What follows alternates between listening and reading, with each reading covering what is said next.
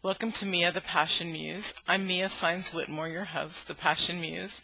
And sitting with me is Betty Louise. Welcome, Betty. Thank you. It's great to be here, Mia. It's an honor to have you. We are going to be talking today about a very sexy subject called sexual healing. And it's part of our Feminine Beauty Awakening series. And it's truly amazing when you're aligned within your own core, both confidently, sexually, all the way in every aspect.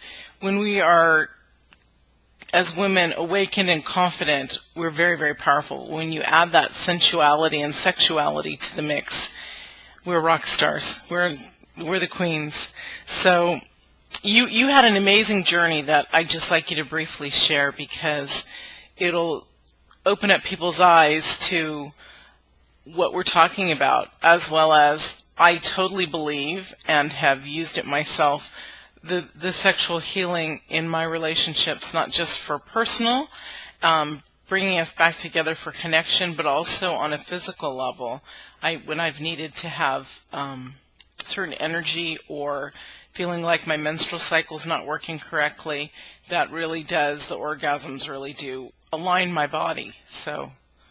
Yeah, orgasmic healing has been around since the beginning of time, for goodness sake. There's documentation about the 1880s and the Victorian physicians and the invention of the vibrator. It's just what is our true nature, and we've gotten very far away from it.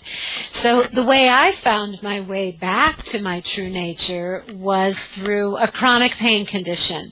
When I was 30, I was diagnosed with, they named it rheumatoid arthritis. It's a form of arthritis that affects all your joints. It's autoimmune. There's hot, swollen pain, shoulders, elbows, wrists, hips, knees, ankles. I mean, it's just everywhere around you. Prior to this diagnosis, I was an athlete. I have a dance degree. I used to hike and bike. And so once I couldn't move without really being in searing pain at times, I had to go on a very deep inward journey to find my core. Initially, they put me on a lot of pharmaceutical medication because that's what treats the symptoms of a condition like rheumatoid arthritis. It doesn't go to the healing place, but it definitely can treat symptoms for a while. But I cycled for 15 years on these pharmaceutical meds. They worked for a while, and then flares would break through, and then we'd have to add a higher dosage, or if I'd topped out on the dosage, it would be a new drug. And I just was walking down this path of more and more medication, until there were a couple of aha moments for me, and I realized there's got to be a better way. There's got to be a better way than cycling like this and taking all of this toxic, potent medication. So I, against my doctor's recommendations, got off of all of it. It was with his blessing, and I did it safely, tapering off under his guidance. But he didn't recommend this. So it was a moment of courage for me to follow my inner guide versus this man that I had really given my health over to for 12 years. So once I got off of the medication, now I'm committed to another path. I don't want to just go back to the quick fix. And pain can be a real motivator for you to look outside of the norm for ways to heal. And, you've heard my story, but I literally heard Marvin Gaye singing in my ear that there was something very wonderful about sexual healing. And I said to myself, in this place of lots of pain all over my body, wow, wouldn't this be an amazing time to experience that and explore it? And so I did. I invited a very safe old lover over, and we made beautiful love all night long. He just completely was right there for me, 100%. And it was so profound, Mia, because I went from a 10 on the pain scale to a 4 overnight. I literally got up. I walked down the hall with ease. It was I mean, that's why I'm doing a radio show called Living an Organic and Orgasmic Life, because it was so amazing to me that sex could be that dramatic in terms of reducing my pain. That's beautiful. All the juicy stuff that we release, the oxytocin and the endorphins, and I'm sure you know so much more about all the things that our body, they're amazing machines, truly, truly amazing. When we were created, who knew? Well, obviously, God, the divine, knew what the intricacy would the map or the mathematical equations to everything, but it's really, truly vast that, you know, when you look at it, it's mind-blowing. It's mind-blowing. And when you were saying, as you got up and walked down the hall the next day after hearing this in your ear, you and I have laughed before because you were also on a radio show with me of get up, get up, get up. Isn't that right? Wake up, wake up, wake up. Yeah, in the song. That's the start of sexual healing. It's like, Yeah. get up, get up, get up. Wake up, wake up, wake up. And I'm telling you, that song will get anybody in their hips, too, which is also a great, great thing. Right, which is all about getting in touch with the feminine and the masculine, I'm sure, but women, those of us who love to dance to music or feel the rhythm in our soul, is how we can connect to our sensuality, our sexuality, our confidence, and align ourselves instantly back to the amazing being that we feel or know we truly are. There's a certain sense and aura about us that when we are connected, we want to be in that place. And when we're not, for me, I turn that music on in my head and I realign myself, and it comes right back, and I start to walk the walk, my hips start moving a little more, and I start feeling better, and I'm rocking on my high heels better, or my sandals, or whatever I'm wearing. But, you know, I truly feel that, and it's amazing that that song can also heal you if you're listening to it. I think it's also extremely inspirational just for the woman and the awakening process that we're talking about, not just the sexual healing, although it's all together, it is, but it's a fun one too, because I like that wake up, wake up, wake up. It's beautiful. Feminine beauty awakening right here. Exactly. And, you know, we are in our true nature. Every single woman is a beautiful sexual being. Yes. It's just the way it is. And after I'd had this experience, I went on to explore further with a tantric sexual master. I studied with him for 1.5 years, and he's the one that taught me that every single inch of a woman's body is orgasmic, and that a woman could live an orgasmic life, that we are that juicy. Yes. Just Yes. being who we are in our true nature. Can I share this with you? Please. There's a place that I go for my coffee when I'm in Los Angeles, and I literally am so excited to have the first sip, and when it's truly made the way that I love, I call it my orgasm, my morning coffee, orgasm, because I taste it and I'm like, and if I don't get the then it has to be remade. That's right.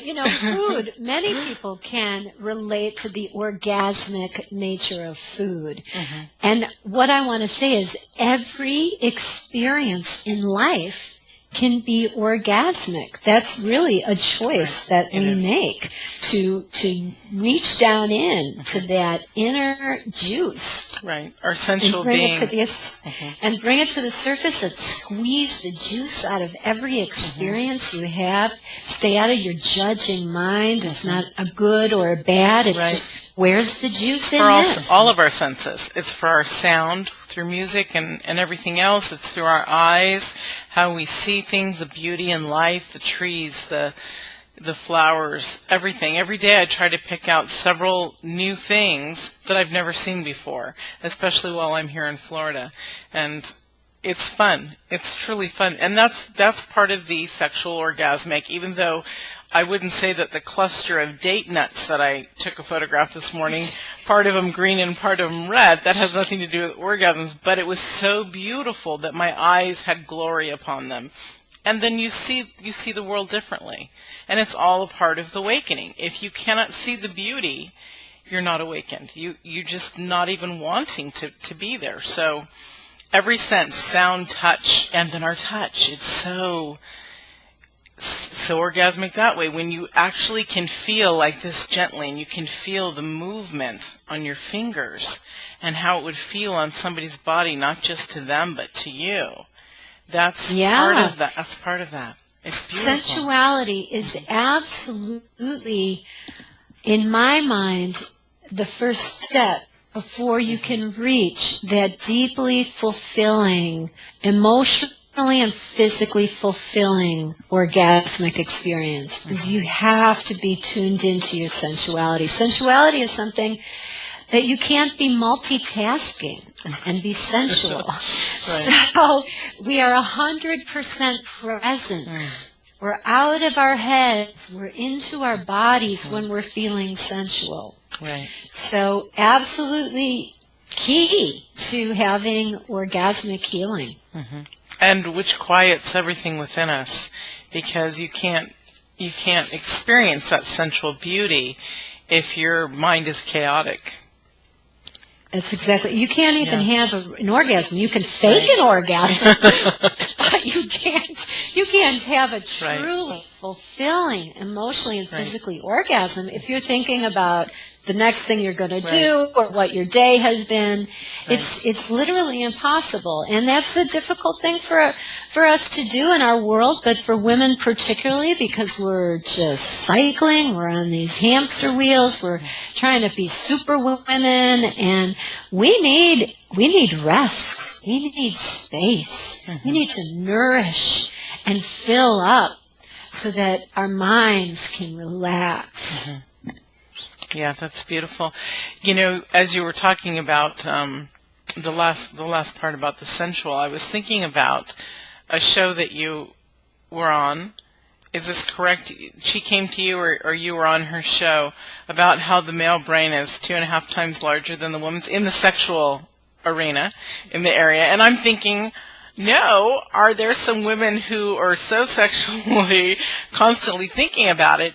Is that area of their brain larger? Yeah, well, it's a great question, and, I'll put this disclaimer out there right from the get-go. I'm not a brain researcher, but I did interview Luann Brizendine. She's a UCSF physician who wrote The Female Brain and the Male Brain.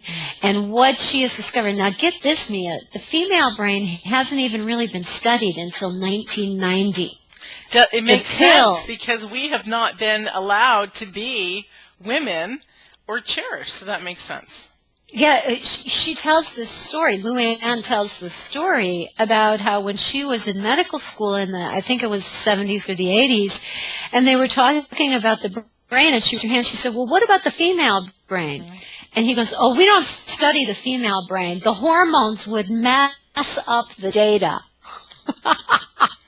So it wasn't until the 90s that they started to study our differences. And although we're all human beings and most of our brains are similar, what she found were the two really significant findings that I found. There were a lot of findings, but the two findings that caught my attention. One was that the sexual center in the male brain is 2.5 times larger on average than the female brain. So it talks about that sexual drive of men being so much greater, which overall in our society it is. The second thing I found so profound in her work is that women's hormones, we have many more hormones than the basic ones that are studied, and they change every single second, which is why we can tune in to nature, to Mother Earth, because, of course, Mother Earth is changing every single second, too. So when we truly align with that very natural place, like yourself and myself, I, as a woman, I have a great sex drive. I think about sexuality a lot, and I know you do too. And I believe it's because we've learned how to have really yummy, satisfying, fulfilling sex. So your body wants more of that. And that we are just very much aligned with the power of sexuality, both in its healing capacity and also, when a woman is totally tuned into her beauty and sexuality, it's like, man, she's got the world by the tail. Yes. It's courage, confidence, and grace are the three words that I've captured in the transformation I see when women tap into that place. That's amazing. It truly is. And it's also an amazing place to be, and to not have shame around our sexual nature, to allow it to flow and to enjoy it, because we only live once in this lifetime, and it goes way too fast. And so it really does. The other thing that I learned about the brain is that our brains are not wired for pleasure. We have to make an active effort to think positively and receive pleasure. We're guarded and ready for danger and make sure everything's, set in place. And receiving pleasure is not something that comes easy to us yet. But with shows like yours and mine, we're teaching the value of it. And, I now teach about pleasure medicine, about finding our truth, about healing our bodies because of my own personal experience through pleasure.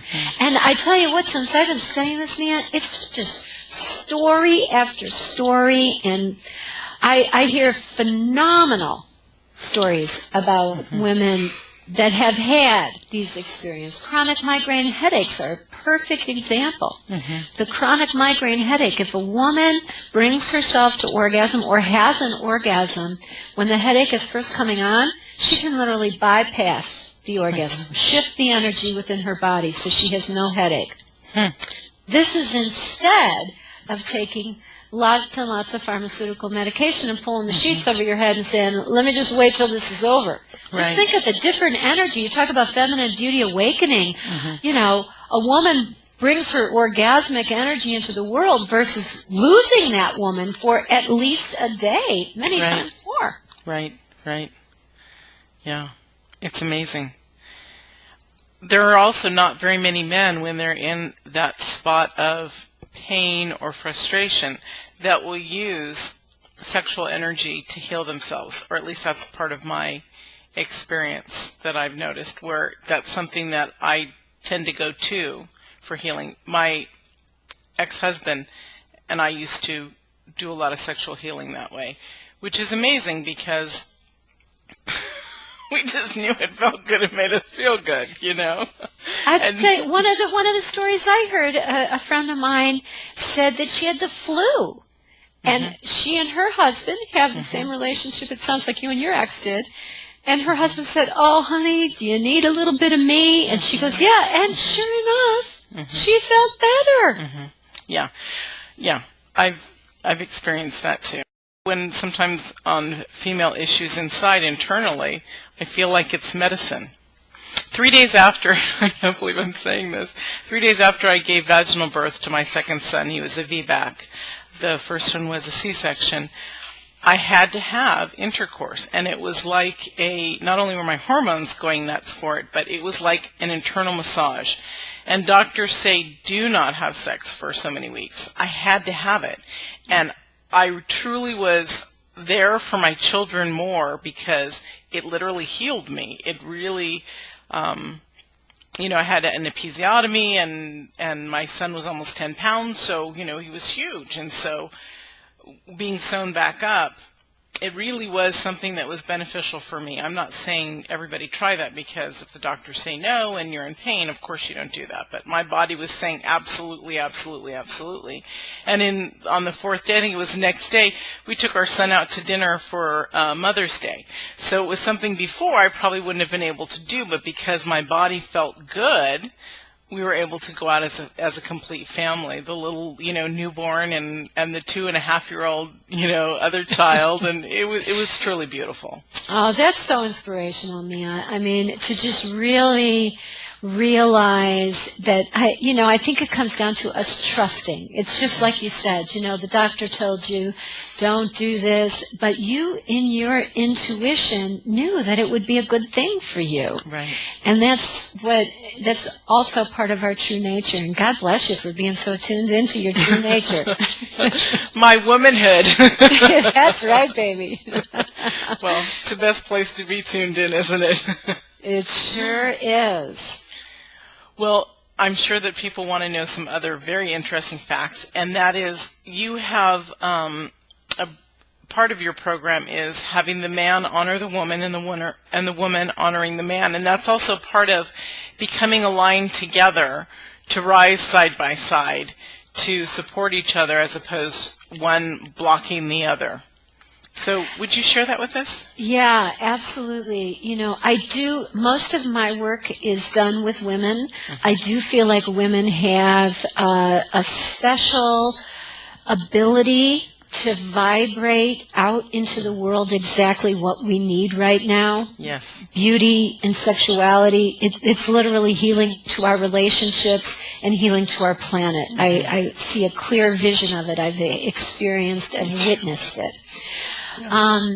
In addition, the other piece that sort of sets up how I see men and women learning to honor each other is through some research by a gentleman right here in Seattle, where I happen to be living at the moment, John Gottman. He studied marriages for 30 years. He actually had one of these labs set up where he observed married couples for 30 years. Wow. And one of his findings was that in successful marriages, and you could say successful relationships, what he observed was for every one negative interaction, there needed to be at least 5 positive interactions to just have the relationship be positive overall. So positivity was a really huge part of a successful relationship. And, I can look at my own failed marriage and see how we got to the point where it was just, there was so much negativity,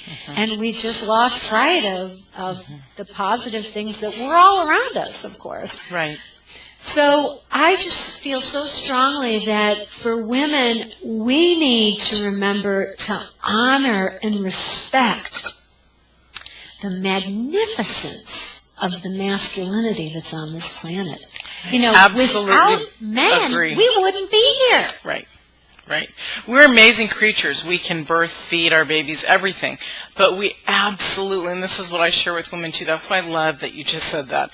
We absolutely need you men. And that's what this segment or this series is about, is trying to raise our vibration so we can love you more. And you're not going to be afraid of us. And you're going to embrace us and love us back just as much, because I try to teach women, if I'm sure that they do listen, but we have to love every aspect of you, everything that even comes out of your body. If we are not truly in love with even that part of it, then we're not in the right place. It has to be every aspect, just as I would love each man to love every aspect of woman. We're not all the same. We're different. We look different, and that's the beauty and the uniqueness. Who cares about these supposed supermodels? They're all photoshopped, and they're really not true women. I had a man that I was with once say, well, I really like the Barbie doll. And it's like, wow. Later. Yeah. And the truth of it is that a lot of those women, although, they know how to model for these, magazine covers, and they know how to act in movies, a lot of them don't feel beautiful and sexual in their own personal lives. Right, exactly. It's really, in my mind, the word is horrific, how disconnected we are as a gender to our beauty and sexuality. And nobody wins when we're disconnected. And everybody wins when we're connected. Everybody wins. Absolutely. Do you want to share your sort of mantras a little bit, or affirmations that you... Yeah, absolutely. I opened this show in Paris a couple of years ago, and it was Living an Organic and Orgasmic Life, which is also the name of my radio show. And in the middle of the show, I literally asked all of the women to stand up and look at the men in the audience and repeat after me and say these 3 sentences, 2 of which I've just shared, but I'll say them again. I respect your magnificent masculinity. Without you, I wouldn't be here. And my understanding of our differences help me to appreciate your sexual energy. So that's what I ask the women to do. I think, that last line is very much pointing to how we berate men all the time for their sexual drive. We criticize them, scandalize them if they have affairs. What would it be if we really just understood that especially a teenage hormonal boy is thinking about sex every 9 seconds? I think it's going to change the world when women can step into that place. I also think that there won't be the affairs if women can step into the place, because they're going to be there for their man in every aspect. And if there's a woman who is totally aligned, she's totally open to him, like a beautiful flower, and she wants to be with him.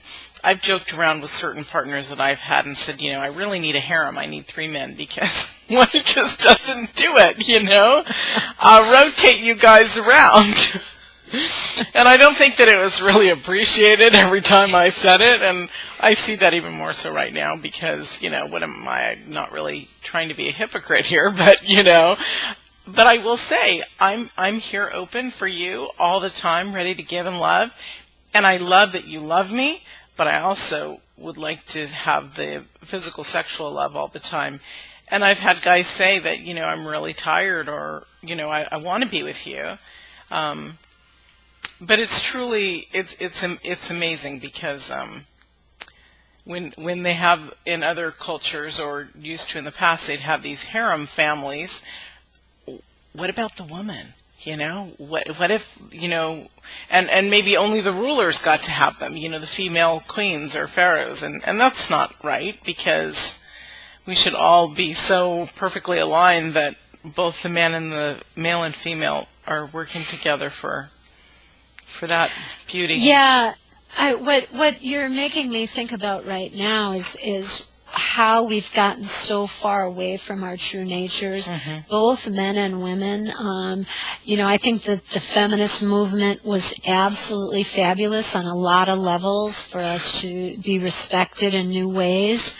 However, I do feel like it created a competitive nature with women that is not our true nature. Our true nature is collaborative. Right. We don't want to compete with men. Right, exactly.